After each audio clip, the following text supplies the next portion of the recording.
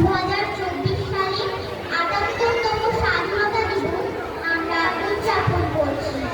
দীর্ঘ ২০০ বছর পর ইংরেজ শাসনের বেড়াজাল থেকে মুক্ত হয়েছিল আমাদের এই দেশ ভারতবর্ষ।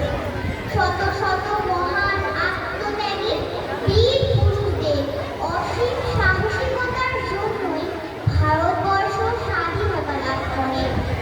গান্ধীজি, নেতাজি, সুভাষচন্দ্র বসু, মাস্টারদা সঞ্জয় সেন, ভগৎ সিং, সৈয়দ আহমেদ খান প্রমুখ ব্যক্তিবর্গের অশেষ কৃতিত্বই হল ভারতের এই স্বাধীনতা।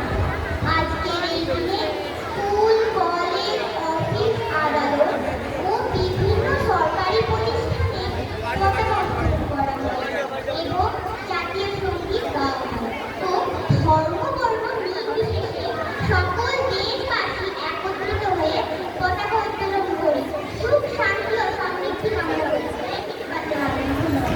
খুব সুন্দর হয়েছে, জোরে হাততালি।